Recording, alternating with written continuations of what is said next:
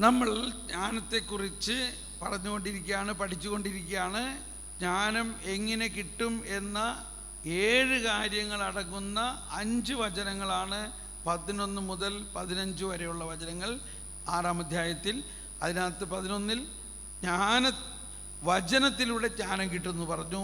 രണ്ടാമത് പറഞ്ഞു ജ്ഞാനത്തെ സ്നേഹിക്കുമ്പോൾ ജ്ഞാനം കിട്ടുന്നു. ഇനി മൂന്നാമത്തേതാണ് അവളെ തേടുന്നവർ കണ്ടെത്തുന്നു. അവളെ തേടുന്നവർ കണ്ടെത്തുന്നു. അവളെ തേടണം, ജ്ഞാനത്തെ തേടണം. അപ്പൊ ഈ തേടുക, സീക്കിംഗ്, സെർച്ചിങ് ബൈബിളിലെ വലിയൊരു ആശയമാണ്. തേടുന്നത് എന്തിനെയാണ്? എവിടെയോ ഉണ്ട് സംഭവം, ഇതുണ്ടെന്ന് നമുക്കറിയണം, പക്ഷെ അത് ഒളിഞ്ഞിരിക്കുകയാണ്. എപ്പോഴും ദൈവികമായ കാര്യങ്ങളെല്ലാം ഇങ്ങനെ ഒളിച്ചു വച്ചിരിക്കുകയാണ്. ചുമ്മാ നമുക്കത് തരില്ല. അത് തേടി കണ്ടുപിടിക്കണം. ദൈവത്തെ തന്നെ നമ്മൾ കേട്ടില്ലേ, ഈശ്വരനെ തേടി ഞാൻ അലഞ്ഞു, കടലുകൾ കടന്നു ഞാൻ തിരഞ്ഞു, അവിടെയുമില്ലിവിടെയുമില്ലീശ്വരൻ, വിജനമായ ഭൂവി.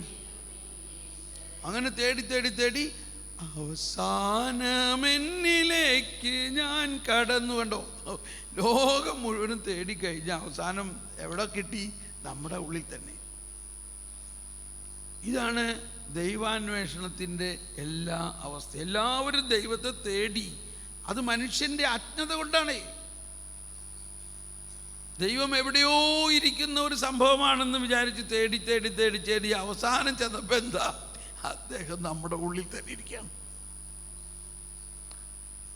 ഞാൻ 40 വയസ്സ് വരെ ഇത്രയും നല്ല മാതാപിതാക്കൾ എല്ലാ ദിവസവും കുർബാനയ്ക്ക് കൊണ്ടുപോയി 45 മിനിറ്റെങ്കിലും കുടുംബ പ്രാർത്ഥനയൊക്കെ നടത്തിയ എനിക്ക് 40 വയസ്സിലേ എനിക്ക് മനസ്സിലായുള്ളൂ ഈ പരിശുദ്ധാത്മാവ് എൻ്റെ ഉള്ളിൽ തന്നെ ഉണ്ടെന്ന്.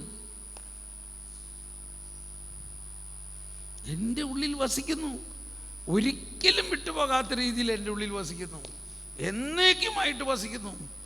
ആ ബോധ്യത്തിൽ നിന്ന് അന്നും ഇന്നും എനിക്ക് യാതൊരു മാറ്റമില്ല. ഓരോ ദിവസവും ആ പരിശുദ്ധാത്മാവിൻ്റെ ഈ ജ്ഞാനത്തിൻ്റെ പ്രവർത്തനങ്ങളെ എന്നെ ഇങ്ങനെ പഠിപ്പിച്ചുകൊണ്ടിരിക്കുകയാണ്. അത് കണ്ടെത്തി കഴിഞ്ഞ ഉടനെ എന്തോ ഒരു വ്യത്യാസമാണ് ജീവിതത്തിൽ. എൻ്റെ ജീവിതം പാടെ മാറി. ഇതാണ് എല്ലാവർക്കും ഉണ്ടാകേണ്ട ഒരവസ്ഥ. അപ്പോൾ ഈ തേടുക എന്നത്, അവളെ തേടുന്നവരെ എളുപ്പം കണ്ടു. അങ്ങനെ അതിന് നമ്മൾ സമയം കണ്ടെത്തണം. ജ്ഞാനത്തെ തേടണം. ഓക്കെ, അപ്പോൾ ജ്ഞാനത്തെ സ്നേഹിക്കണം, ജ്ഞാനത്തെ തേടണം. തന്നെ അഭിലഷിക്കുന്നവർക്ക്, നാലാമത് തന്നെ അഭിലഷിക്കുന്നവർക്ക് വെളിപ്പെടാൻ അവൾ തിടുക്കം കൂട്ടുന്നു. അങ്ങേ വശത്തുനിന്നുള്ള തിടുക്കം നോക്കണ്ടോ? നമ്മുടെ തിടുക്കം മാത്രമല്ല, ഈ ജ്ഞാനം തിടുക്കം കൂട്ടുന്നു നമ്മളിലേക്ക് പ്രസരിക്കാൻ വേണ്ടിയിട്ട്. അതാണ് അതിൻ്റെ മറ്റൊരു കാര്യം. ജ്ഞാനം തിടുക്കം കൂട്ടുന്നു നമുക്ക് ലഭിക്കാൻ. ഇനി അടുത്ത വചനം, പ്രഭാതത്തിൽ ഉണർന്ന് അവളെ തേടുന്നവർ പ്രയാസം കൂടാതെ അവളെ കണ്ടുമുട്ടും. അവൾ വാതിൽക്കൽ തന്നെ കാത്തുനിൽപ്പുണ്ട്. അപ്പൊ ഇവിടെ ഈ ജ്ഞാനത്തിൻ്റെ ലഭിക്കലിന് ഒരു സമയവും പ്രത്യേകമായിട്ടുണ്ട്. അത് വലിയൊരു കാര്യമാണ്. എന്തുകൊണ്ടാണ് ആ സമയത്തിൻ്റെ അവസ്ഥ? അത് വേറൊന്നുമല്ല. ഇപ്പം നമ്മുടെ കുട്ടികൾ, നമ്മുടെ കാൻഡിഡേറ്റ്സ് എല്ലാം പഠിക്കണം, അവർ സ്കൂളിൽ പറഞ്ഞു വിടണമൊക്കെ ഇല്ലേ? എന്ന പോലെ നമ്മുടെ ദൈവപിതാവിൻ്റെ ഹൃദയം എന്താണ്? എൻ്റെ മക്കൾക്ക് എൻ്റെ ജ്ഞാനം മുഴുവനും കൊടുക്കണം എന്നുള്ളതാണ്. നമ്മളെ അപ്പനും അമ്മയും നമ്മളെ പഠിപ്പിക്കാനും എന്തോരം ശുഷ്കാന്തി കാണിച്ചു. പിള്ളേരെ എണിക്കടാ, സ്കൂളിൽ പോടാ, ഹോംവർക്ക് ചെയ്യടാ എന്നൊക്കെ പറഞ്ഞു. എന്ന മാതിരി ദൈവപിതാവ് മറ്റൊരു വിധത്തിൽ പറഞ്ഞാൽ, നമ്മൾ ഈ ജ്ഞാനം വെളുപ്പാൻ കാലത്ത് കിട്ടിയില്ലെങ്കിൽ നമ്മൾ ചില വിഡ്ഢിത്തരങ്ങൾ ചെയ്യാം. അപ്പോൾ ഈ ജ്ഞാനം എപ്പോഴാണ് കൊടുക്കേണ്ടത്? വിഡ്ഢിത്തരങ്ങൾ ചെയ്യണേക്ക് മുമ്പ് ഈ ജ്ഞാനം കൊടുത്താൽ പിന്നെ വിഡ്ഢിത്തരം ചെയ്യില്ല. അതുകൊണ്ടാണ് സെൻറ്റ് വിൻസെൻ്റ് ഇപ്പോൾ എല്ലാം പറയാറുള്ളത്, ഞാൻ 1 മണിക്കൂറെങ്കിലും പ്രാർത്ഥിക്കാതെ എൻ്റെ മുറിയിൽ നിന്ന് ഇറങ്ങുക പോലുമില്ല. കാർഡിനൽ ന്യൂമാൻ, വളരെ വിശുദ്ധനായൊരു കാർഡിനൽ, അദ്ദേഹം വലിയ പ്രാർത്ഥനാകാരനാണ്. ഒരു പ്രസ് റിപ്പോർട്ടറുമായിട്ടൊരു ഇൻ്റർവ്യൂ ഉണ്ടായിരുന്നു. ഈ പ്രസ് റിപ്പോർട്ടർ വന്നപ്പോൾ എന്തോ സമയം ലേറ്റായോ എന്തോ പ്രശ്നമുണ്ടായി. കാർഡിനാൾ ഇയാളെ അങ്ങ് ഒരുപാട് വഴക്ക് പറഞ്ഞു. ഇയാളൊരു നിരീശ്വരവാദിയും കൂടിയാണ് ഈ പ്രസ് റിപ്പോർട്ടർ. ഇയാളങ്ങ് അത്ഭുതപ്പെട്ടു. ഇയാൾ പറഞ്ഞു, അങ്ങ് ഇത്രയും വിശുദ്ധനായ, അങ്ങ് ഇത്രയും പ്രാർത്ഥിക്കുന്ന അങ്ങ് ഇതുപോലെ എന്നോട് ബിഹേവ് ചെയ്യണോ? അങ്ങയെക്കുറിച്ച് എന്തോരം നല്ല കാര്യങ്ങളാണ് ഞാൻ കേട്ടേക്കണത്. അപ്പോ പറഞ്ഞേ, അപ്പം നീ ഒന്ന് ആലോചിച്ച് നോക്കിയേ, ഞാൻ ഇത്രയും പ്രാർത്ഥിക്കുന്ന ആളുടെ അവസ്ഥ ഇതാണെങ്കിൽ പ്രാർത്ഥിക്കാത്ത ആളുകളുടെ അവസ്ഥ എന്താ? ഇപ്പൊ നമ്മൾ ചിരിക്കണ മാതിരിയാണ്. അയാൾ ചിരിച്ചു. അപ്പോഴാണ് ഈ നിരീശ്വരവാദിക്ക് ഒരു മനസ്സ് തിരിവുണ്ടായത്. ഇത് അയാളെ മാനസാന്തരപ്പെടുത്തി. ഇത്രയും പ്രാർത്ഥിക്കണ എൻ്റെ അവസ്ഥ ഇതാണെങ്കിൽ ഞാൻ പ്രാർത്ഥിച്ചില്ലെങ്കിൽ എന്തായിരുന്നു എൻ്റെ അവസ്ഥ? അപ്പോൾ പ്രാർത്ഥന നമ്മുടെ പ്രാക്ടിക്കൽ ഡെയിലി ലൈഫുമായിട്ട് ഭയങ്കര ബന്ധത്തിലാണ്. അതുകൊണ്ടാണ് നിങ്ങൾക്കെല്ലാം കാനൂന നമസ്കാരം, അത് നിങ്ങളുടെ കാനൂനാണ്.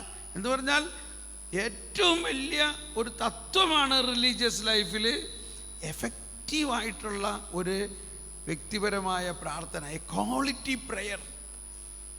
അതില്ലെങ്കിലത്തെ അവസ്ഥ നമുക്കറിയാമല്ലോ. ഇപ്പം ഞാൻ ഇത്രയും ധ്യാനങ്ങൾ നടത്തി, ഇത്രയും ഒരു ദിവസം പ്രാർത്ഥിച്ചില്ലെങ്കിൽ ഈ തോമസ് പോൾ വേറെ ആളാണ്. എൻ്റെ ഭാര്യയോട് ചോദിച്ചാൽ അറിയാം, എൻ്റെ പിള്ളേരോട് ചോദിച്ചാൽ അറിയാം. ഞാൻ ഇച്ചിരി ദേഷ്യപ്പെടുമ്പോൾ ഉടനെ പിള്ളേർ പറയും, ഇന്ന് പപ്പ പേഴ്സണൽ പ്രെയർ ചെയ്തിട്ടില്ല. അപ്പം നമ്മൾ ജ്ഞാനത്തിന് വേണ്ടി ഇന്നേക്ക് ആവശ്യമുള്ള ജ്ഞാനം വിഡ്ഢിത്തരങ്ങൾ ചെയ്യണേക്ക് മുമ്പല്ലേ നമുക്ക് കിട്ടേണ്ടത്. അതുകൊണ്ടാണ് എണീറ്റാൽ ഉടനെ തന്നെ നമ്മൾക്ക് വേണ്ടത് എന്താണ്? ജ്ഞാനം. മുറിക്ക് പുറത്ത് വരരുത് ഇത് ജ്ഞാനം. അല്ലെങ്കിൽ വായ തുറന്നാൽ പോയി, പിന്നെ കുമ്പസാരിക്കേണ്ടി വരും. ഞാനൊരിക്കലിങ്ങനെ, എനിക്ക് ആദ്യകാലങ്ങളിൽ ഭയങ്കര മടിയായിരുന്നു എണീക്കാനൊക്കെ. ഇവർ ഈ ജ്ഞാനത്തെക്കുറിച്ച്, വെളുപ്പിനെ ജ്ഞാനം എന്നെ നോക്കിയിരിക്കണം എന്നുള്ളത് കിട്ടിയപ്പോഴാണ് എനിക്ക് പിന്നെ രാവിലെ പ്രാർത്ഥനയ്ക്കൊരു ലഹരിയായിട്ട് മാറിയത്. ഇപ്പം എനിക്ക് ഒരു ബുദ്ധിമുട്ടില്ല. 3:30-4 മണിക്ക് ഞാൻ ചാടി എഴുന്നേറ്റ് ജ്ഞാനത്തിന് വേണ്ടി എൻ്റെ പ്രാർത്ഥന തുടങ്ങും. അല്ലെങ്കിൽ എനിക്ക് ഫങ്ഷൻ ചെയ്യാൻ പറ്റില്ല. It is out of necessity അല്ലേ. ഞാനിവിടെ നിന്നാൽ എന്തെങ്കിലും നിങ്ങളോട് പറയണോ വേണ്ടയോ? ഞാൻ പറയണത് നിങ്ങൾക്ക് അനുഭവമാകണോ വേണ്ടയോ? എങ്കിൽ ഞാൻ എന്ത് ചെയ്യണം? ഞാൻ തന്നെ വെളുപ്പിനിരുന്ന് പ്രാർത്ഥിക്കണം. അപ്പോൾ എന്തെല്ലാം പ്രശ്നങ്ങളുണ്ടായാലും എൻ്റെ വ്യക്തിപരമായ പ്രാർത്ഥന, അതും വെളുപ്പിന് പ്രാർത്ഥന, അതും ജ്ഞാനത്തിന് വേണ്ടിയുള്ള പ്രാർത്ഥന ഞാൻ മുടക്കാൻ പറ്റില്ല. അപ്പം അങ്ങനെ ഒരു ദിവസം ഞാൻ ഇച്ചിരി അത്, കാരണം ഞാൻ ഉറങ്ങണത് 12 മണിയൊക്കെ ആയിട്ടാണ് താനും. ഈ വീഡിയോസ് എല്ലാം അപ്ലോഡ് ചെയ്ത് ഒക്കെ ആയി കഴിഞ്ഞിട്ടാണ് ഞാൻ ഉറങ്ങണേ. അപ്പോൾ ഒരു ദിവസം രാവിലെ ഞാൻ എണീക്കുമ്പോൾ കുറച്ച് മടി മാതിരി, എനിക്ക് എണീക്കാൻ പറ്റണില്ല. ഞാനിങ്ങനെ ഇച്ചിരി കഴിയട്ടെ പരിശുദ്ധാത്മാവേ, ഇച്ചിരി കഴിയട്ടെ പരിശുദ്ധാത്മാവേ എന്ന് പറഞ്ഞിങ്ങനെ പറഞ്ഞുകൊണ്ടിരിക്കുന്ന നേരത്തെ ഒരു ദർശനം ഇങ്ങനെ വരികയാണ്. ഒരു ദർശനത്തിൽ കാണുന്നത് ഒരമ്മ, ആ അമ്മ കുഞ്ഞിന് മുലയൂട്ടുന്നതാണ്. ആ മുലപ്പാല് കുഞ്ഞ് തിരസ്കരിക്കുകയാണ്, കുഞ്ഞ് കുടിക്കുന്നില്ല. ആ മുലകളിൽ ഈ മുലപ്പാൽ നിറഞ്ഞിട്ട് ഇങ്ങനെ എന്താ പറയുക, ഇങ്ങനെ നിറഞ്ഞിങ്ങനെ പൊട്ടണമായിരിങ്ങനെ നിൽക്കുക. അപ്പോൾ കർത്താവ് പറയാണ്, ഞാൻ അപ്പൻ മാത്രമല്ല, ഞാനൊരു പിതാവ് മാത്രമല്ല, ഞാനൊരു മാതാവും കൂടിയാണ്. ഒരമ്മ ആ കുഞ്ഞിന് കൊടുക്കുന്ന അമ്മിഞ്ഞ പാല് ആ കുഞ്ഞിന് വേണ്ടി മാത്രം ഉണ്ടാക്കിയിട്ടുള്ളതാണ്. അത് ദൈവം തന്നെ ഉണ്ടാക്കിയിട്ടുള്ളതാണ്. ആ അമ്മിഞ്ഞ പാല് വേറൊരു കുഞ്ഞിന് കൊടുക്കാൻ പറ്റില്ല. എന്ന പോലെ നിനക്ക് ഈ പ്രഭാതത്തിൽ തരുന്ന ജ്ഞാനം നിനക്ക് വേണ്ടി മാത്രം ഞാൻ ഉണ്ടാക്കിയിട്ടുള്ളതാണ്. അത് വേറൊരാൾക്കും കൊടുക്കാൻ പറ്റില്ല. അത് അമ്മ കുഞ്ഞിനെ മുലയൂട്ടുന്ന പോലെയാണ് ഞാൻ നിന്നെ മുലയൂട്ടുന്നത്. നീ കുടിക്കുന്നില്ലെങ്കിൽ എനിക്കിത് വേറെ ആർക്കും കൊടുക്കാൻ പറ്റില്ല. ഒരമ്മയുടെ കുഞ്ഞ് മുല കുടിക്കുന്നില്ലെങ്കിൽ ആ മുലപ്പാല് നിറഞ്ഞിട്ട് അമ്മയ്ക്കുണ്ടാകുന്ന പ്രയാസം നിനക്കറിയോ? മാത്രമല്ല അമ്മയ്ക്കുള്ള മറ്റൊരു പ്രയാസം, ഈ കുഞ്ഞ് മുല കുടിച്ചില്ലെങ്കിൽ എന്ത് ചെയ്യും? ഇന്ന് ഈ കുഞ്ഞിന് ഭയങ്കര പ്രയാസമാവുമല്ലോ, ഈ കുഞ്ഞിന് വിശക്കുമല്ലോ, ഈ കുഞ്ഞ് വൈകുന്നേരം വരെ എന്ത് ചെയ്യുന്നുള്ള വലിയ പ്രയാസം അതുണ്ട്. Praise the Lord. അതോടെ എൻ്റെ പെർമനൻറ്റ് സൊല്യൂഷനാണ്. ഞാൻ എപ്പോഴും അമ്മ മുലയൂട്ടുന്ന പോലെ ദൈവം എന്നെ ജ്ഞാനം കുടിപ്പിക്കുകയാണ്.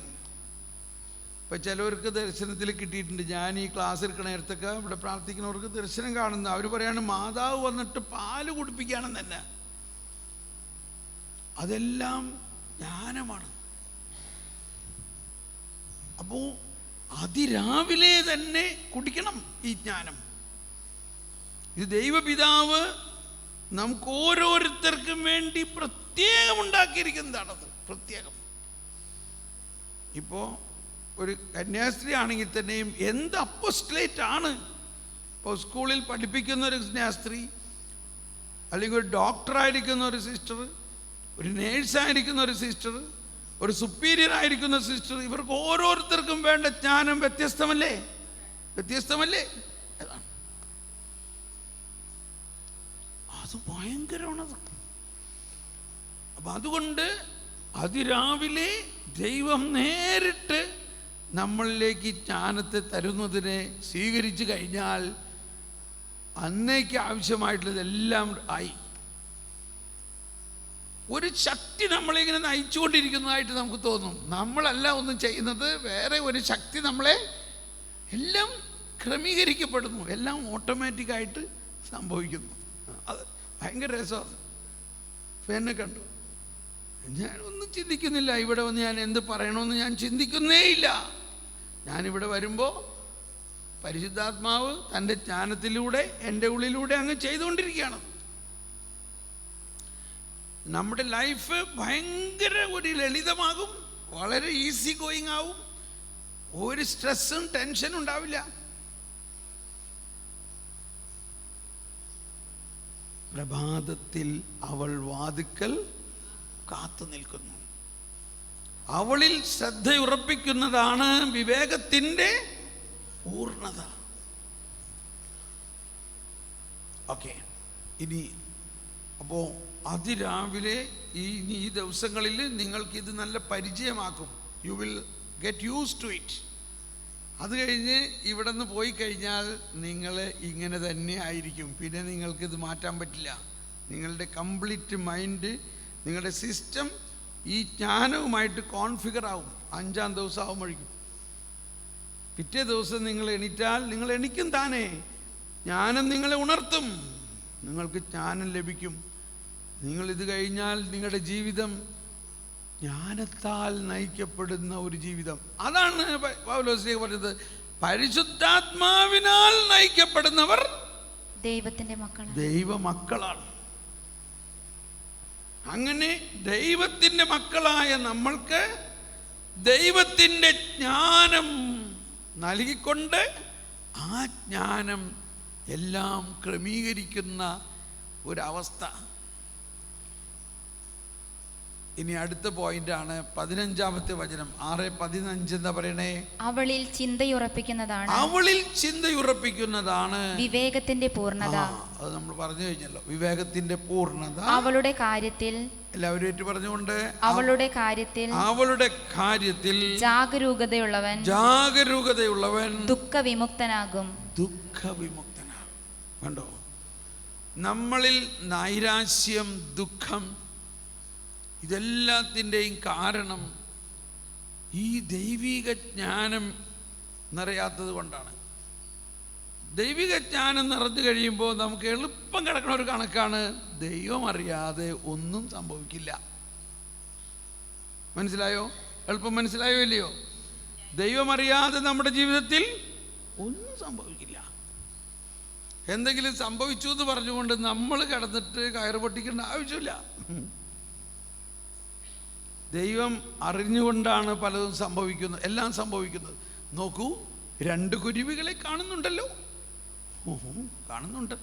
അതിലൊന്നുപോലും എൻ്റെ സ്വർഗസ്ഥനായ പിതാവ് അറിയാതെ താഴെ വീഴില്ല. അപ്പോൾ ജ്ഞാനം നമുക്ക് ലഭിച്ചു കഴിഞ്ഞാൽ നമുക്ക് ഉത്കണ്ഠയുണ്ടാവില്ല, ദുഃഖമുണ്ടാവില്ല, നിരാശ ഉണ്ടാവില്ല. എപ്പോഴും നമ്മൾക്ക് പ്രചോദനം നൽകിക്കൊണ്ടിരിക്കും, എൻകറേജ്മെന്റ് നൽകിക്കൊണ്ടിരിക്കും. തെറ്റായ തീരുമാനങ്ങളല്ലേ പലപ്പോഴും നമ്മളെ ദുഃഖത്തിലേക്ക് കൊണ്ടുവരുന്നത്, അതും ഉണ്ടാവില്ല. Price the Lord. അപ്പോൾ ജ്ഞാനം എങ്ങനെ കിട്ടണം എന്നതിൻ്റെ കാര്യങ്ങളാണ് ഇവിടെ പറഞ്ഞിരിക്കുന്നത്. നമുക്കൊന്ന് സ്തുതിച്ചൊന്ന് പ്രാർത്ഥിക്കാം. കർത്താവേ, ഈ ജ്ഞാനം ഞങ്ങളിൽ നിറയണേ, ഞങ്ങളിൽ തുറക്കണമേ. പരിശുദ്ധാത്മാവേ, എല്ലാവരും ഒന്ന് പ്രാർത്ഥിച്ചേ. പരിശുദ്ധാത്മാവേ, ഞങ്ങളിൽ വസിക്കുന്ന പരിശുദ്ധാത്മാവേ, ഞങ്ങളിൽ വസിക്കുന്ന പരിശുദ്ധാത്മാവേ, ഈ ജ്ഞാനം ഞങ്ങളിൽ തുറക്കണമേ, ഈ ജ്ഞാനം ഞങ്ങളിൽ തുറക്കണമേ. ഓരോ പ്രഭാതത്തിലും ഒന്ന് ദാഹിച്ച് പ്രാർത്ഥിച്ചോളൂ, ദാഹിച്ച് പ്രാർത്ഥിച്ചോളൂ. Hallelujah, hallelujah.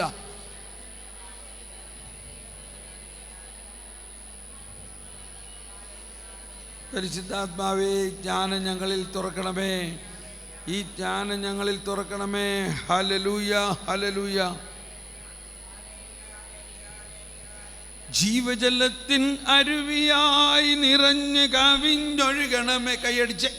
ജീവജലത്തിൻ അരുവിയായി നിറഞ്ഞ് കവിഞ്ഞൊഴുകണമേ. സ്നേഹാഗ്നി ജ്വാലയായി എന്നിൽ കത്തിപ്പടരണമേ.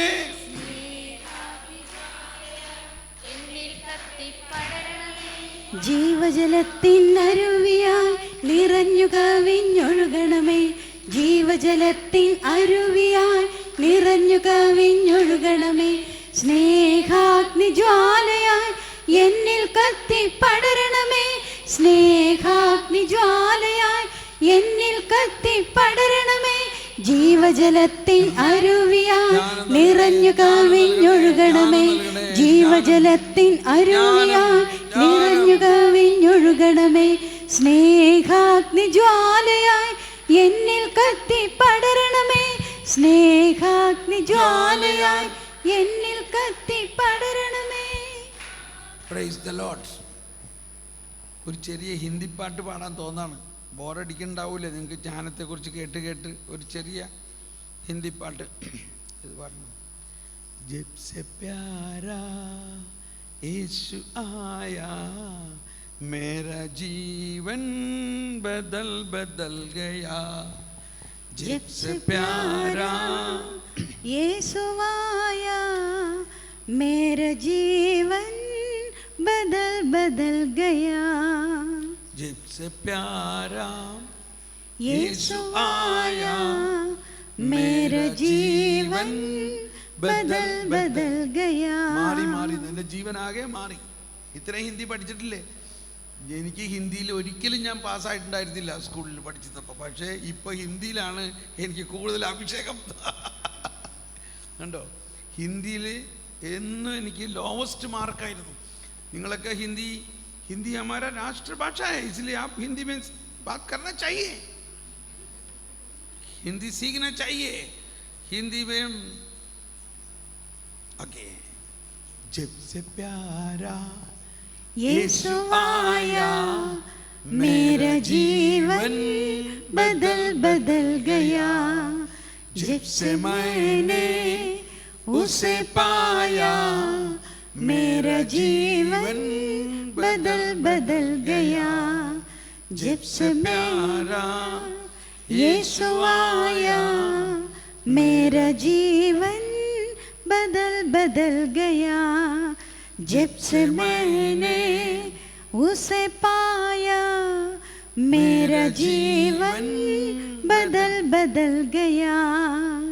इस जहां की जिंदगी से मुझे छुड़ाया जान देकर, इस जहां के जिंदगी से मुझे छुड़ाया जान देकर, तब से दिल मेरा मन मेरी काया, तब से दिल मेरा मन मेरी काया, मेरा ജീവൻ ബദൽ ബദൽ ഗയാ.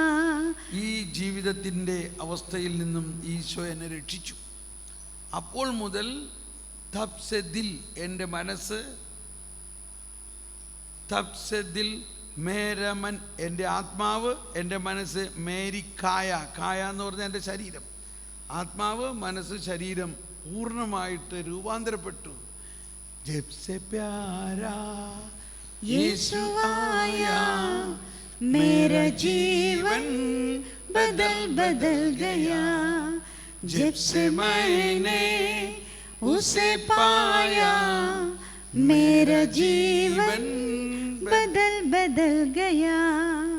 इस जहां के जिंदगी से मुझे छुड़ाया जान देकर, तब से दिल मेरा मन मेरी काया, तब से दिल मेरा मन मेरी काया, मेरा जीवन बदल बदल गया. Praise the Lord. ആത്മാവേ പരിശുദ്ധാത്മാവ് എന്നുള്ള ഗാനത്തിൻ്റെ ഫസ്റ്റ് സ്റ്റാൻസ ഹിന്ദിയിലൊന്ന് പാടി കേട്ടോട്ടോ. ഹിന്ദി ഭയങ്കര രസമാണ് ഹിന്ദിയിൽ. ओ आत्मा पावनात्मा अंतर्यामी परमात्मा, ओ आत्मा पावनात्मा अंतर्यामी परमात्मा, तेरा निवास है मेरे हृदय में, बस जाओ मुझ में, बस जाओ मुझ में, बस जाओ मुझ में, ओ आत्मा पावनात्मा अंतर्यामी परमात्मा, जीवन जल का स्रोत मुझ में बहा दो, प्रज्वलित कर मेरे हृदय में तेरी प्रेम की अग्नि ज्वाला, जीवन जल का स्रोत मुझ में बहा दो, प्रज्वलित कर मेरे हृदय में तेरी प्रेम की अग्नि ज्वाला, ओ आत्मा पावनात्मा अंतर्यामी परमात्मा. Praise the Lord. മാതാവിൻ്റെ കുരിശിൽ നിന്ന് ഞാൻ ആ സ്വരം കേട്ടു എന്നുള്ളതിൻ്റെ ഹിന്ദി ഒന്ന് പാടി കേട്ടോ. कलवारी से सुनती हूँ मैं प्रभु यीशु की आवाज़, ये है तेरी माँ, ये है तेरी माँ, तब से मरियम मेरी माँ, यीशु की माँ मेरी माँ. कलवारी से सुनते हो मैं प्रभु यीशु की आवाज, ये है तेरी माँ, ये है तेरी माँ, तब से मरियम मेरी माँ, यीशु की माँ मेरी माँ. Okay, praise the Lord. ഒരു മനസ്സിനെ ഒന്ന് ചേഞ്ച് ചെയ്യാൻ വേണ്ടിയിട്ട് പാടിയതാണ്. ഇനി നമുക്ക് ജ്ഞാനത്തിലേക്ക് വീണ്ടും വരാം. ഇപ്പം ഈ 6-ാം അധ്യായം, 7-ാം അധ്യായം, 8, 9 ഈ 4 അധ്യായങ്ങളാണ് നമ്മൾ എല്ലാ ദിവസവും കുറേശ്ശെ വായിക്കേണ്ടത്. വായിച്ച് കുറച്ച് ദിവസം കഴിയുമ്പോൾ ഇതെല്ലാം നമുക്ക് ബൈഹാർട്ടാവും. നമുക്കെല്ലാം ബൈഹാർട്ടാവും. 6-ാം അധ്യായത്തിൻ്റെ അവസാന ഭാഗത്ത് പറഞ്ഞിരിക്കുന്ന 22 വായിച്ച് 6:22, 22ഉം 24 വരെ. സകലതും രൂപപ്പെടുത്തുന്ന ജ്ഞാനമാണ് എന്നെ അഭ്യസിപ്പിച്ചത്. 6:22 അല്ലേ? അതെ.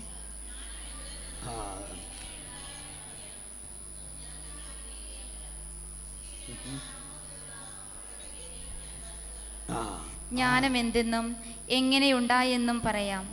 ഒന്നും ഞാൻ ഒളിക്കുകയില്ല. സൃഷ്ടിയുടെ ആരംഭം മുതലുള്ള അവളുടെ ഗതി ഞാൻ വരച്ചു കാട്ടാം. അവളെക്കുറിച്ചുള്ള അറിവ് ഞാൻ പകർന്നു തരാം. ഞാൻ സത്യത്തെ ഒഴിഞ്ഞു പോവുകയില്ല. ഹീനമായ അസൂയയുമൊത്ത് ഞാൻ ചരിക്കുകയുമില്ല. അതിന് ജ്ഞാനത്തോട് ഒരു ബന്ധവുമില്ല. ജ്ഞാനികളുടെ എണ്ണം വർദ്ധിക്കുന്നത് ലോകത്തിൻ്റെ രക്ഷയാണ്. വിവേകിയായ രാജാവാണ് ജനതയുടെ ഭദ്രത. എൻ്റെ വചനങ്ങളാൽ ശിക്ഷണം നേടുക, നിനക്ക് ശുഭം വരും. ഇവിടെ പ്രധാനമായ 2 പോയിന്റാണ്. ആ 22ന്റെ ആദ്യ ഭാഗം മാത്രം ഒന്ന് വായിച്ച. ആദ്യം ജ്ഞാനം എന്തെന്ന് എങ്ങനെയുണ്ടായെന്നും പറയാം. ഒന്നും ഞാൻ ഒളിക്കുകയില്ല, ഞാൻ നിങ്ങളിൽ നിന്ന് മറച്ചു വെക്കില്ല. അപ്പൊ ഇത് വലിയൊരു കാര്യമാണ്. ഈ ജ്ഞാനം എങ്ങനെ ഉണ്ടായി? അപ്പൊ ഇത് ഒരു ഡോക്ടറേറ്റ് എടുക്കാൻ പറ്റിയ സബ്ജക്റ്റാണ്. വലിയൊരു സബ്ജക്റ്റാണ്. എന്നിട്ട് അവസാനം പറയുന്നത് എന്താണ്? ജ്ഞാനികളുടെ എണ്ണം വർദ്ധിക്കുന്നതാണ് ലോകത്തിന്റെ രക്ഷ. വിവേകിയായ രാജാവാണ്. ഈ അർത്ഥത്തിലാണ് ഏശയ്യായിൽ പറയുന്നത്. ഏശയ്യാ ജ്ഞാനം വിടരുത്, ജ്ഞാനം വിടരുത്. ഏശയ്യാ 11-ാം അധ്യായത്തിൽ എന്താണ് ഏശയ്യാ 11-ാം അധ്യായം പറയുന്നത്? ഈ വരാനിരിക്കുന്ന മിശിഹ, ആ മിശിഹ എങ്ങനെയാണ് രാജ്യം ഭരിക്കാൻ പോകുന്നത്? അതാണ് പരിശുദ്ധാത്മാവിന്റെ ദാനങ്ങൾ എന്ന് നമ്മൾ പറയുന്നത്. ജെസ്സയുടെ കുറ്റിയിൽ നിന്നും ഒരു മുള കിളിർത്തു വരും. അവന്റെ വേരിൽ നിന്ന് ഒരു ശാഖ പൊട്ടിക്കിളർക്കും. കർത്താവിന്റെ ആത്മാവ് അവന്റെ മേൽ ആവസിക്കും. ജ്ഞാനത്തിന്റെയും വിവേകത്തിന്റെയും ആത്മാവ്, ഉപദേശത്തിന്റെയും ശക്തിയുടെയും ആത്മാവ്, അറിവിന്റെയും ദൈവഭക്തിയുടെയും ആത്മാവ്. അവൻ ദൈവഭക്തിയിൽ ആനന്ദം കൊള്ളും. കണ്ണുകൊണ്ട് കാണുന്നത് കൊണ്ടോ ചെവി കൊണ്ട് കേൾക്കുന്നത് കൊണ്ടോ മാത്രം അവൻ വിധി നടത്തുകയില്ല. ദരിദ്രരെ അവൻ ധർമ്മനിഷ്ഠയോടെ വിധിക്കും. ഭൂമിയിലെ എളിയവരോട് അവൻ നീതിപൂർവം വർത്തിക്കും. ആജ്ഞാദണ്ഡുകൊണ്ട് അവൻ ഭൂമിയെ പ്രഹരിക്കും. അവന്റെ മൊഴി ദുഷ്ടരെ നിഗ്രഹിക്കും. 6-ാമത്തെ വചനം വായിച്ചതിൽ ചെന്നായും ആട്ടിൻകുട്ടിയും ഒന്നിച്ചു വസിക്കും. പുള്ളിപ്പുലിയും കോലാട്ടിൻകുട്ടിയോടുകൂടെ കിടക്കും. ഇപ്പൊ ഇത് കണ്ടോ? ഇത് നമ്മൾ പോയില്ല, തിരിച്ചു വരാം. സബ്ജക്റ്റ് വിട്ടിട്ടില്ല. ഇതാണ് ക്രിസ്റ്റോസെൻട്രിക്. ഇവിടെ യേശയ്യാ പറഞ്ഞിരിക്കുന്ന ആരെക്കുറിച്ചാണ്? ക്രിസ്തുവിനെ കുറിച്ചല്ലേ.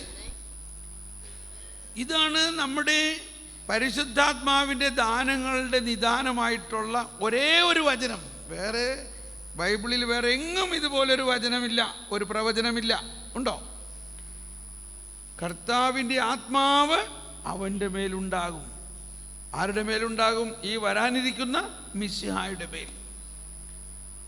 ഞാനിങ്ങനെ ചിന്തിക്കാറ്, ഈ ദൈവരാജ്യത്തെ എങ്ങനെയാണ് ഈ രാജാവ് കൺട്രോൾ ചെയ്യാൻ പോകുന്നത്? Simple logic. ഇന്നത്തെ ടെക്നോളജിയിലെ ഇതിൽ മനസ്സിലാക്കാൻ ഒരു എളുപ്പമാർഗം ഇതാണ്. ഈ മിശിഹ എന്ന് പറയുന്നത് ഒരു സൂപ്പർ കമ്പ്യൂട്ടർ ആയിരിക്കും, ഒരു സൂപ്പർ കമ്പ്യൂട്ടർ. ഇപ്പം നമ്മുടെ എല്ലാം മൊബൈൽ ഫോണിൽ നെറ്റ്വർക്കുമായിട്ട് കണക്ട് ചെയ്തിരിക്കുകയല്ലേ എന്ന പോലെ ഈ സൂപ്പർ കമ്പ്യൂട്ടറായ ജ്ഞാനം തന്നെയായ മിശിഹ നമ്മളെല്ലാവരുമായിട്ട് അങ്ങ് കണക്ഷൻ കൊടുക്കും. കണക്ഷൻ നമ്മളുമായിട്ട് കണക്റ്റഡ് ആണ്, നെറ്റ്വർക്കിംഗ് ആണ്. എന്നിട്ട് ആ ജ്ഞാനം മുഴുവനും നമ്മളിലേക്ക് അങ്ങ് തരും. തന്നു കഴിയുമ്പോൾ പിന്നെ രാജ്യം ഭരിക്കുക എളുപ്പമില്ലേ? അങ്ങനെ അവിടെ നിന്നൊരു കമാൻഡ് ചെയ്താൽ അത് നമ്മളെല്ലാവരിലും അതുപോലെ സംഭവിക്കും. എളുപ്പം നടന്നു. ഇപ്പം ഞാൻ ജർമ്മനിയിൽ നിന്ന് ഇവിടെ വന്നു കഴിഞ്ഞാൽ ഉടനെ എൻ്റെ ജർമ്മൻ ഫോണിൽ ഒരു മെസ്സേജ് വരും, നീ ജർമ്മനി വിട്ടുപോയി, you are gone out, you are on roaming എന്ന് പറയും. കേരളത്തിൽ നിന്ന് ഒരു മെസ്സേജ് വരും, welcome to Kerala, God's own country. ഇവർക്ക് എങ്ങനെ ഇത്ര പെട്ടെന്ന് മനസ്സിലായി?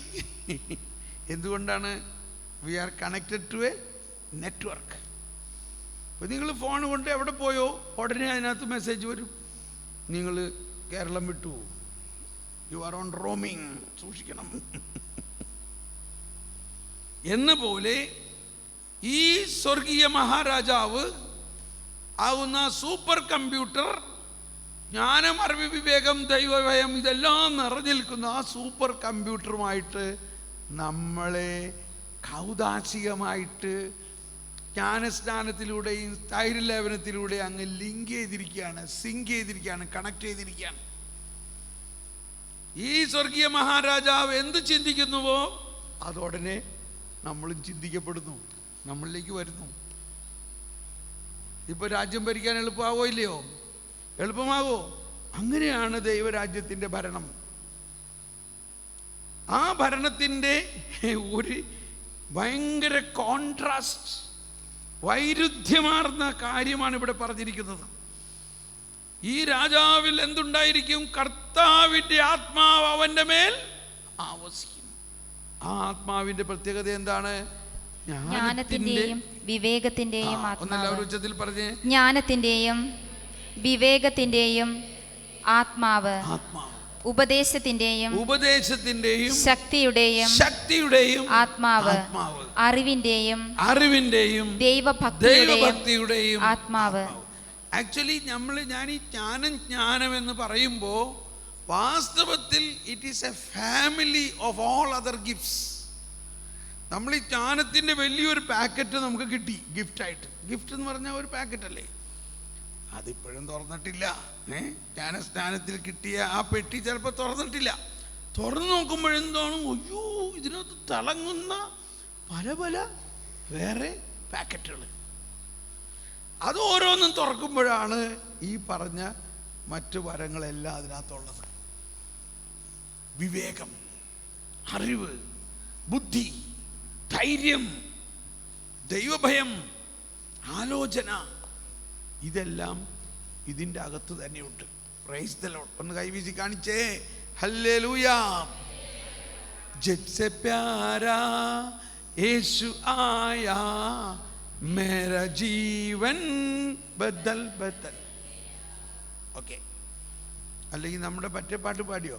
ജയ് ബോലോ യേശു മസീഹാ കി. ഒന്ന് പാടി, എല്ലാവരും കൈയടിച്ച് പാടിയേ.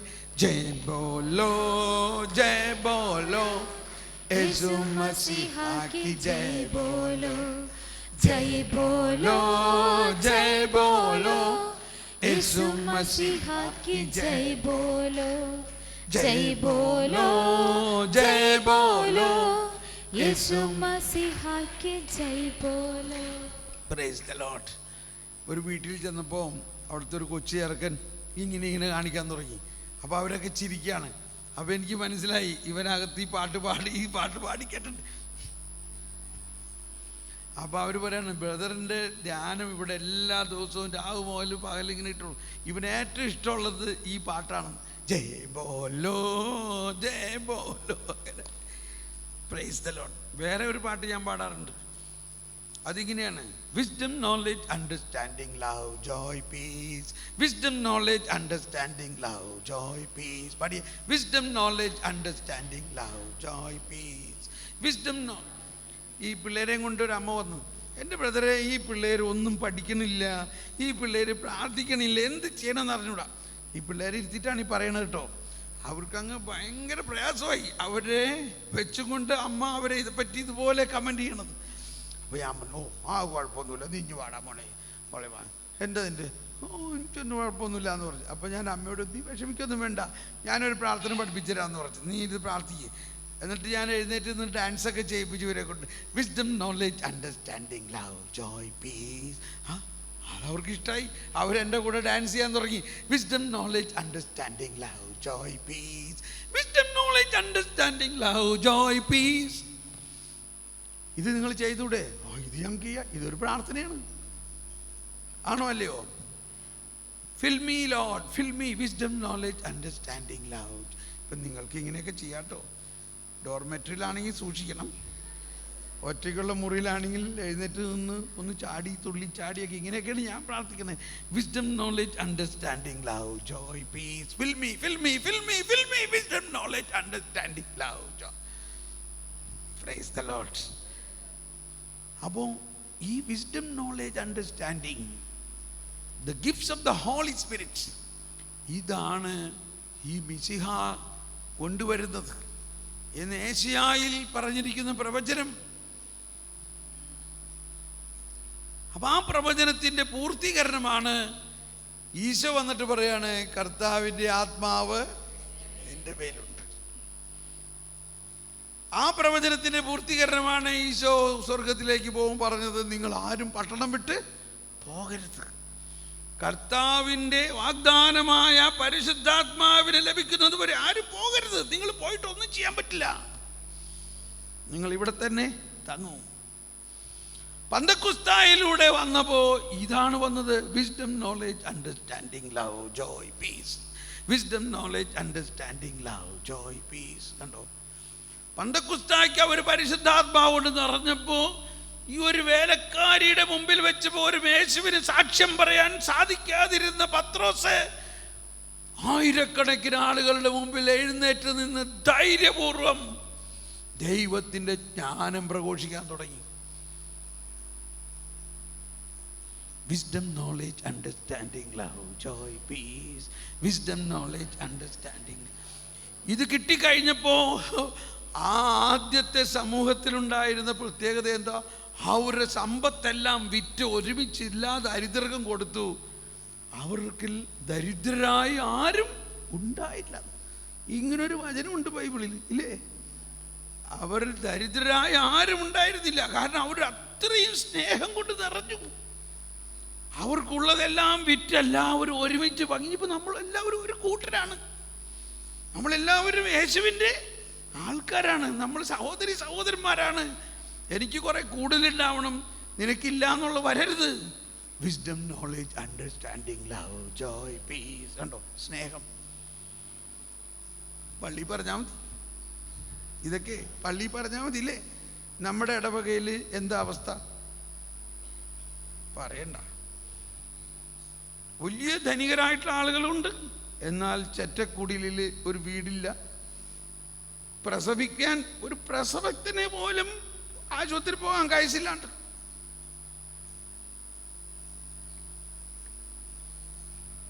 കല്യാണം കഴിപ്പിക്കാൻ കാശില്ലാണ്ട്. എന്തോ ഒരു അട്ടർ ദാരിദ്ര്യത്തിൽ ഉള്ള വീട്ടുകാർ നമ്മുടെ ഇടവകളിലുണ്ടോ ഇല്ലയോ? നമ്മുടെ ഫാമിലി യൂണിറ്റുകളിലുണ്ടോ ഇല്ലയോ? പിന്നെ എന്ത് ഫാമിലി യൂണിറ്റാണ് നമ്മൾ കാണണേ? അവരുടെ ഇടയിൽ ദാരിദ്രരായ ആരും ഉണ്ടായിരുന്നില്ല. അപ്പം ഈ ദരിദ്രനായ യേശുവിൻ്റെ വീട്ടുകാരാണവർ. അപ്പോൾ പന്തക്കുസ്തായിലൂടെ വന്ന ജ്ഞാനം ദരിദ്രനെ സ്നേഹിക്കാനും ഒക്കെ അവർക്ക് ജ്ഞാനം കിട്ടിയെന്നുള്ളതാണ്. സംഭവം സോഷ്യൽ നീതിയിലേക്ക് പോകാണില്ലേ, ഇപ്പം പോകണ്ട നമുക്ക് ഇല്ലേ. പക്ഷെ ഒന്ന് മനസ്സിലാവും, നമ്മളിൽ ദൈവരാജ്യം സംസ്ഥാപിതമായി കഴിഞ്ഞാൽ നമ്മൾ മറ്റുള്ളവരെല്ലാം സഹായിക്കുന്ന ഒരു മനോഭാവം വരും ഇല്ലേ. ഇല്ലെങ്കിൽ വരില്ല. നമ്മളിപ്പോൾ ഒരു ചാരിറ്റബിൾ ആക്ട് നമ്മളിൽ ഉണ്ടാകണമെങ്കിൽ ആദ്യം ഈ ചാരിറ്റി നമ്മളിലേക്ക് വരണം, ദൈവസ്നേഹം നമ്മളിലേക്ക് വരണം. ഓക്കെ, അപ്പോൾ ഈ യോഹന്നാനല്ല, ഏശയ്യായുടെ സുവിശേഷം എന്നാ എനിക്ക് എപ്പോഴും മനസ്സിൽ വരാറ്. ഏശയ്യായുടെ സുവിശേഷം അങ്ങനെയാണ് പലരും പറയുന്നത്, 5-ാമത്തെ സുവിശേഷം എന്നൊക്കെയാണ്. ഇവിടെ പറയുന്ന ഒരു കാര്യം, ഈ ജ്ഞാനം അറിവിൻ്റെ ആത്മാവ് വിവേകത്തിൻ്റെ ആത്മാവ് യേശുവിലുണ്ടായിരുന്നത് നമ്മൾക്ക് ലഭിക്കുന്നു. അത് ലഭിച്ചു കഴിയുമ്പോൾ ഉണ്ടാവുന്ന ഒരു ക്യാരക്ടറിസ്റ്റിക് എന്താണ്? 6-ാമത്തെ വചനം പറയുന്നത്, ചെന്നായും ആട്ടിൻകുട്ടിയും ഒന്നിച്ചു വസിക്കും. പുള്ളിപ്പുലി മതി, ഇത്രയും മതി, നമുക്ക് ഒരെണ്ണം മതി. പുള്ളിപ്പുലി വേണ്ട, ചെന്നായി മതി. എല്ലാം കൂടി ആയാൽ പിന്നെ നമ്മുടെ മഠത്തിൽ എന്തായിരിക്കും അവസ്ഥ?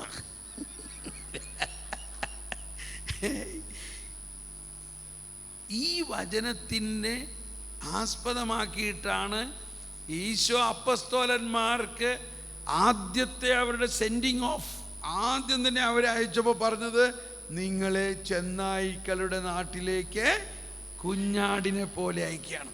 ഈ വചനമാണ് അതിൻ്റെ.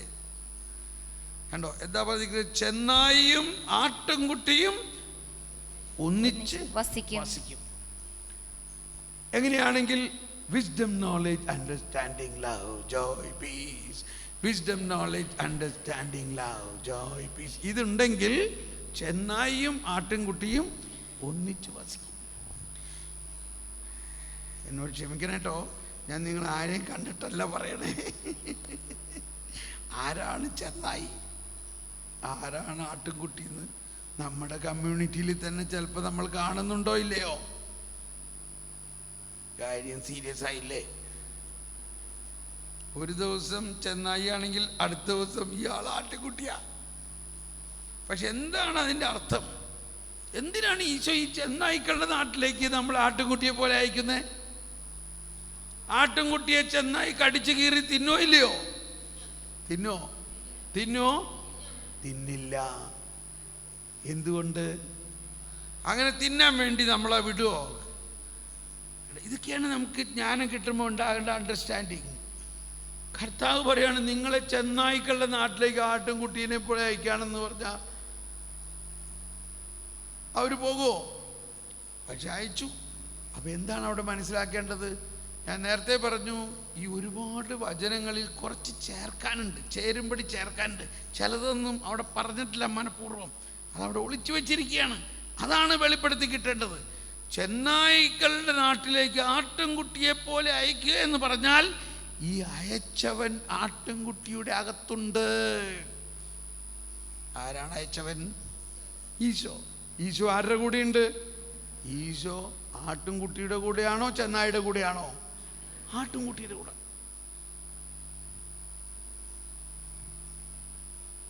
മനസ്സിലായോ? ചെന്നായിയുടെ കൂടെ ഉണ്ടാവോ? ഇല്ല. അതായത് യൂദായുടെ സിംഹമായ യേശു ഈ ആട്ടിൻകുട്ടിയുടെ ഉള്ളിലുണ്ട്. ഇനി അവൻ പക്ഷേ പോകുമ്പോൾ ആട്ടുകുട്ടിയുടെ മാതിരിയാം. ചെന്നായി ഏറ്റുമുട്ടുമ്പോൾ ഈ ആട്ടിൻകുട്ടിയുടെ ഉള്ളിലെ സിംഹം പുറത്തു വരും. അങ്ങനെയാണ് സുവിശേഷ വേല നടത്തേണ്ടത്, അല്ലാണ്ട് നമ്മുടെ ശക്തി കൊണ്ടല്ല. ഏത് നമ്മളിപ്പോൾ മറ്റേ പത്രോസിൻ്റെ കാര്യം പറഞ്ഞത് തന്നെയാണല്ലേ? രാത്രി മുഴുവൻ അധ്വാനിച്ചിട്ട് ഞങ്ങൾക്ക് ഒന്നും കിട്ടിയില്ല, ഇനി നീ പറയുന്ന പോലെ ചെയ്തോളാം. നീ എൻ്റെ വള്ളത്തിലുണ്ട്, നീ എൻ്റെ വള്ളത്തിലുള്ള പോലെ തന്നെയല്ലേ ചെന്നായി ആട്ടുകുഞ്ഞിൻ്റെ ഉള്ളിൽ ഈശോ ഉണ്ട്. അപ്പോൾ ചെന്നായിയുടെ നാട്ടിലേക്ക് ആട്ടുംകുഞ്ഞിനെ പോലെ ഇതിനെ അയക്കുന്നു എന്ന് പറയുമ്പോൾ അവിടെ ഹിഡൻ ആയിട്ടുള്ളൊരു മെസ്സേജ് എന്താ? ഈ അയച്ചവൻ സർവാധിപനായ കർത്താവ് ഈശോ മിശിഹ ഈ അയക്കപ്പെടുന്ന ആളുടെ കൂടെയുണ്ട്.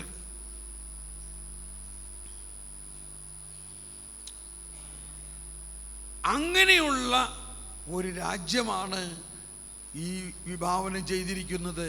ചെന്നായിയും ആട്ടുംകുഞ്ഞും ഒന്നിച്ച് വസിക്കും. അപ്പം അതിന് ഈശോ ഒന്നും കൂടി അതിനകത്ത് ആഡ് ചെയ്തിട്ട് പറഞ്ഞു, ചെന്നായിക്കല്ല നാട്ടിലേക്ക് ആട്ടുംകുഞ്ഞിനെ പോലെയാണ് ഞാൻ നിങ്ങളെ അയക്കുന്നത്. അതുകൊണ്ട് നിങ്ങൾ സർപ്പങ്ങളെ പോലെ വിവേകികളും പ്രാവുകളെ പോലെ നിഷ്കളങ്കരുമായിരിക്കും. അപ്പൊ നമ്മൾ സിസ്റ്റർമാരെല്ലാവരും ഭയങ്കര നിഷ്കളങ്കരാണ്, ഷുവർ. പക്ഷെ അതുകൊണ്ട് കാര്യം നടക്കില്ല. മനസ്സിലാവണ്ടോ? നിഷ്കളങ്കത മാത്രമുണ്ടായാൽ കാര്യം നടക്കില്ല. പിന്നെ എന്ത് വേണം? വിവേകം വേണം. വിവേകം. ഇത് പറയുമ്പോൾ ഞാനൊരു സംഭവം ഓർമ്മ വരികയാണ് കേട്ടോ. വലിയ സ്കാൻഡലൊന്നും അല്ല കേട്ടോ, അതുകൊണ്ട് പറഞ്ഞു അയച്ചു വിരോധമില്ല. അത് മനസ്സിലാക്കാൻ നല്ലൊരു കാര്യമാണ്. കുറേ വർഷങ്ങൾക്ക് മുമ്പ് ഞാനൊരു സ്ഥലത്ത് ഇതേമാതിരി സിസ്റ്റർമാരുടെ ധ്യാനം നടത്തുകയാണ്.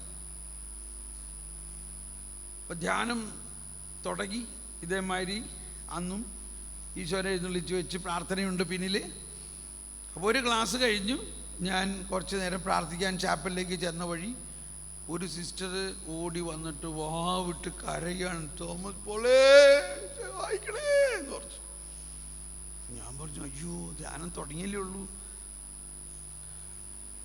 ഭയങ്കര മനപ്രയാസവും ഭയങ്കര പ്രയാസം. ഞാൻ പറഞ്ഞു, പറയ് എന്താ പ്രശ്നം എന്ന് പറയ്.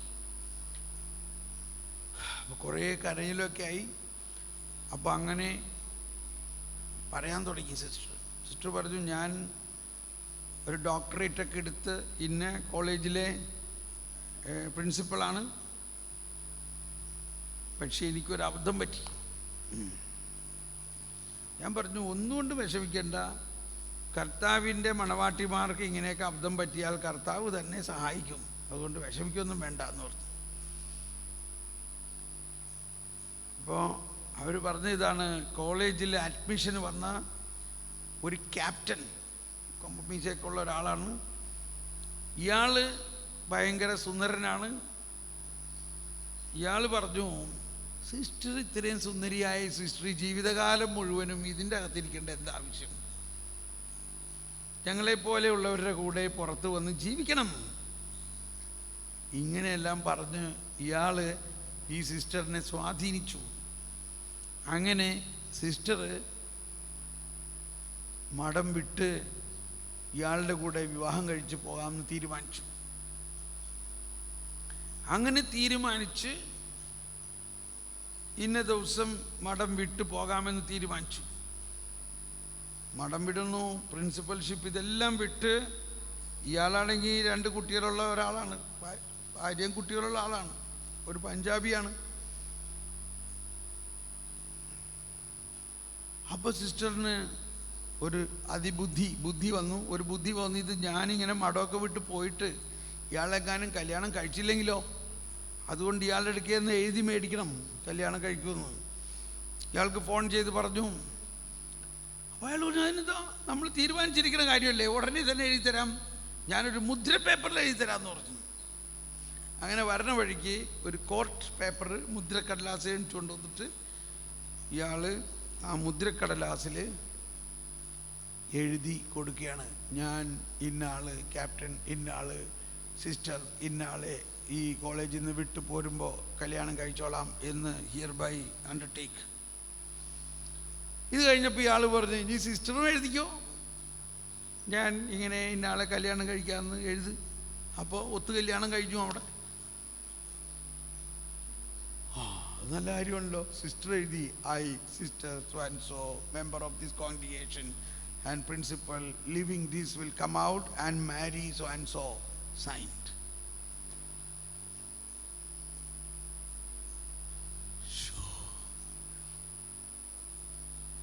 ഭയങ്കര.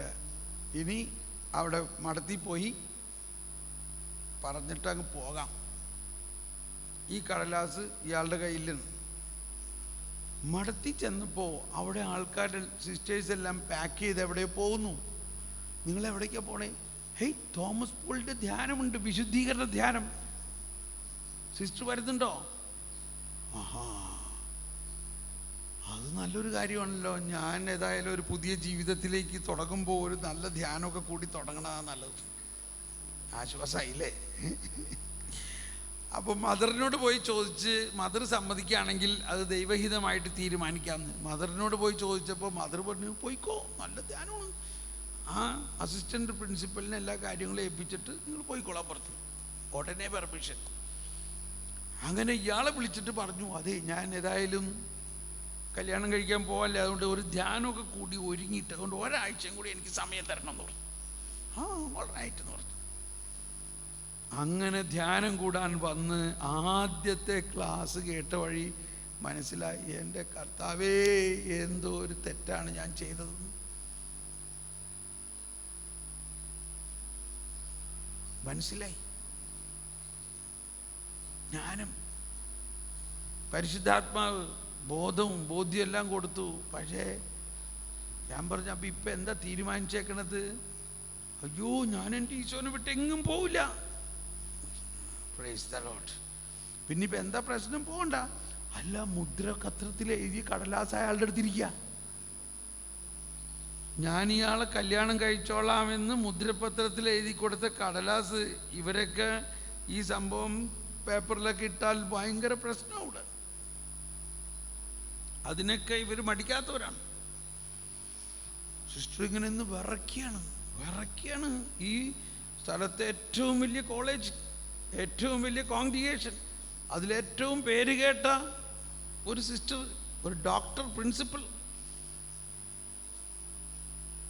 ഇന്നസെന്റ്, അതാ പറഞ്ഞത്, പ്രാവിനെ പോലെ നിഷ്കളങ്കയാണ്.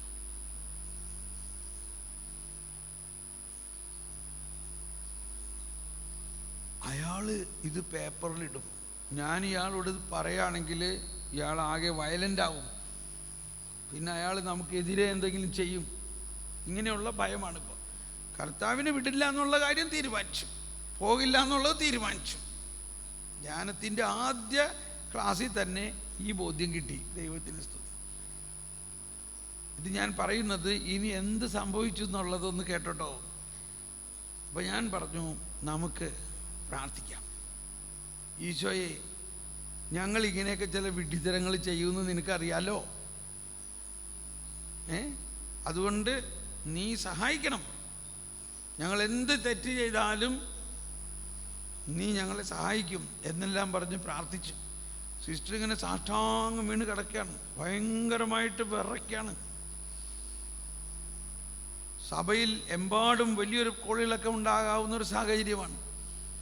ഇതെങ്ങാനും പുറത്ത് വരാണെങ്കിൽ, പബ്ലിഷൊക്കെ ചെയ്യുകയാണെങ്കിൽ. അപ്പോൾ ഇനി ഞാനിങ്ങനെ ഒരു ശബ്ദം കേൾക്കാൻ തുടങ്ങി, ഈശോൻ്റെ വോയിസ് കേൾക്കാൻ തുടങ്ങി. ഈശോ പറയാണ്, B prudent like A serpent. മനസ്സിലായോ? അപ്പോൾ ഞാൻ പറഞ്ഞത് ഈശോ സംസാരിക്കുന്നുണ്ട്, B prudent like A serpent. അപ്പോൾ ഇവർ എഴുന്നേറ്റിരുന്നു. ഇത്രയും കേട്ട വഴി ഒരു സമാധാനമായി. കർത്താവ് ഒരു വഴി കാണിച്ചു തരുന്നുണ്ട്, B prudent like A serpent. പക്ഷെ എനിക്ക് മനസ്സിലാവുന്നില്ല, ഈശോയെ എങ്ങനെയാണ്, എന്ത് ചെയ്യണം? ഈ സിസ്റ്ററിനെ ഈ അവസ്ഥയിൽ നിന്ന് രക്ഷിക്കാൻ എന്ത് ചെയ്യണം? വീണ്ടും പറയാണ്, B prudent like A serpent. ഈശോയെ, എനിക്ക് മുഴുവനും മനസ്സിലായില്ല, ഒന്നും കൂടി വിസ്തരിച്ച് പറഞ്ഞു തരണം എന്ന് പറഞ്ഞു. വിശദമായിട്ട് പറയണം. ഇപ്പം ഞങ്ങൾ എന്ത് ചെയ്യണം? ഈ സാഹചര്യത്തിൽ ഈ സിസ്റ്ററിനെ രക്ഷപ്പെടുത്തണം, അതിനെന്ത് ചെയ്യണം? അപ്പോൾ പറയണേ, B prudent like A serpent എന്ന് പറഞ്ഞിട്ട് എന്നോട് കൃത്യമായിട്ട് പറയാണ്, ഈ മകള് ചെന്ന ഉടനെ തന്നെ അയാളെ വിളിച്ചിട്ട് പറയരുത് ഞാൻ നിന്നെ കല്യാണം കഴിക്കില്ല എന്ന്. മനസ്സിലാവുന്നുണ്ടോ? പറയണം, ഓ നിന്നെ കാണാഞ്ഞിട്ട് എനിക്ക് ഉറക്കം വന്നില്ല എന്നൊക്കെ പറയണം.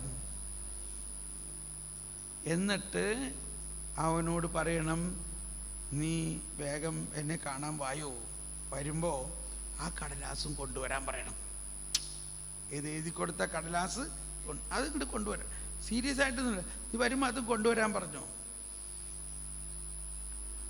അത് കൊണ്ടുവന്ന് കഴിയുമ്പോൾ ആദ്യം കാണുമ്പോൾ അവന് ഭയങ്കര സ്നേഹം നടിക്കണം. Be prudent like a serpent.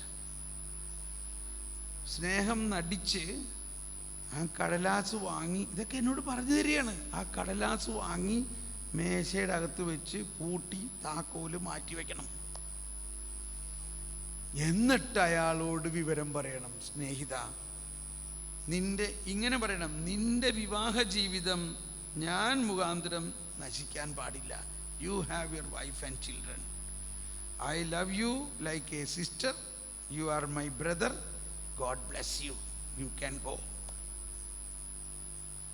എന്ന് പറയുമ്പോൾ അയാൾ പോയിക്കോളും. ഇത് കേട്ടപ്പോൾ നമുക്ക് സമാധാനം വരുന്നുണ്ടോ ഇല്ലയോ? എന്തോ ഒരു സമാധാനം. എൻ്റെ ദൈവം, ഈ മല പോലെ വന്ന പ്രശ്നം മഞ്ഞ് പോലെ പോയി. ഇത് കേട്ടപ്പോൾ ഞാൻ ചോദിച്ചു, ഇത് കേട്ടിട്ട് എന്താ തോന്നണേ? ഇങ്ങനെ ചെയ്യാൻ പറ്റുമെന്ന് തോന്നുന്നുണ്ടോ? അയ്യോ, അത് ചെയ്യാൻ പറ്റും. യെസ്, ഇതാണ് കർത്താവ് ജ്ഞാനം തരുന്നു എന്ന് പറഞ്ഞതിൻ്റെ അർത്ഥം. നമ്മൾ you are A doctorate, PhD എടുത്തു. അതാണ് ഞാൻ പറയുന്നത്, സൃഷ്ടിയെ കുറിച്ചുള്ള ജ്ഞാനമാണത്. കെമിസ്ട്രി, ബോട്ടണി, ഫിസിക്സ്, ഇതിലൊക്കെ PhD എടുത്തു. ഗുഡ്. പക്ഷേ ജീവിതത്തിൻ്റെ പരിവരുത്ത യാഥാർത്ഥ്യത്തിൽ എങ്ങനെ ഈ വോളറ്റൈൽ സിറ്റുവേഷൻ നിന്നെ ചെന്നായ്ക്കളുടെ നാട്ടിലേക്കാണ് അയച്ചേക്കണത്. ഇതാണ് നമ്മുടെ പ്രവർത്തന മണ്ഡലം. എവിടെയായാലും അതിൻ്റെ ഇടയിൽ എവിടെയെങ്കിലും ഒരു ചെന്നായി ഒളിഞ്ഞിരിക്കണ്ടാവും. Be prudent like a serpent.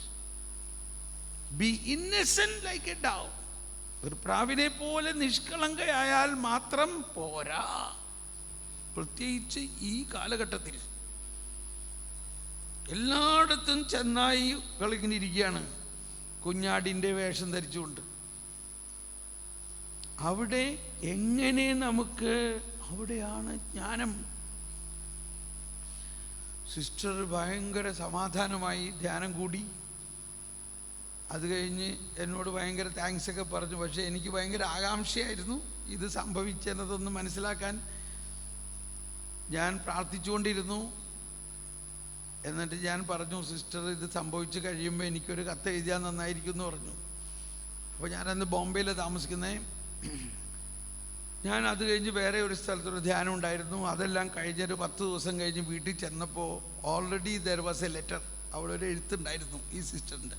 Sister പറയാണ്, ഓ തോമസ് പോളേ, dear brother Thomas Paul, you have saved my vocation. അത് പറഞ്ഞ പോലെ കൃത്യം എല്ലാം അതുപോലെ സംഭവിച്ചു. Praise the Lord. പറഞ്ഞ പോലെ എല്ലാം സംഭവിച്ചു. അയാളെ ഞാൻ വിളിച്ചു, ഞാൻ അങ്ങനെ പറഞ്ഞു. അയാൾ വന്നു, കള്ളാസ് മേടിച്ചു വെച്ചു, പൂട്ടി വെച്ചു. അതെല്ലാം പറഞ്ഞു കഴിഞ്ഞപ്പോൾ അയാളങ്ങ് ശാന്തനായിട്ട് പോയി. ഒരു പ്രശ്നം ഉണ്ടാക്കിയില്ല. ആ കടലാസ് ഞാനത് കേട്ട ഉടനെ വലിച്ചു കീറി കളഞ്ഞു. ആർക്കും അറിയില്ല. അവിടെ നമ്മുടെ എത്ര അപകടത്തിലും നമ്മളെ സഹായിക്കുന്നവനാണ് നമ്മുടെ കർത്താവ്. എന്ത് പ്രശ്നങ്ങളുണ്ടായാലും, എന്ത് തിന്മ തന്നെ ചെയ്താലും അതിൽ നിന്ന് പോലും ദൈവം നമ്മളെ സഹായിക്കും. പാപിനിയായ സ്ത്രീയെ കല്ലെറിയാൻ അവിടെ കൊണ്ടുവന്നല്ലോ. അവർക്ക് കല്ലെറിയാൻ പറ്റിയോ? പറ്റിയില്ല. അവരിൽ നിന്നും യേശു അവളെ സംരക്ഷിച്ചു. അവളുടെ തിന്മ കർത്താവ് പരിഹരിച്ചു എന്ന് മാത്രമല്ല, മറ്റുള്ളവരുടെ കല്ലേറിൽ നിന്ന് വരെ അവളെ ഈശോ സംരക്ഷിച്ചു. അതാണ് ഈശോ. അവൾ തിന്മയാണ് ചെയ്തത് എങ്കിൽ പോലും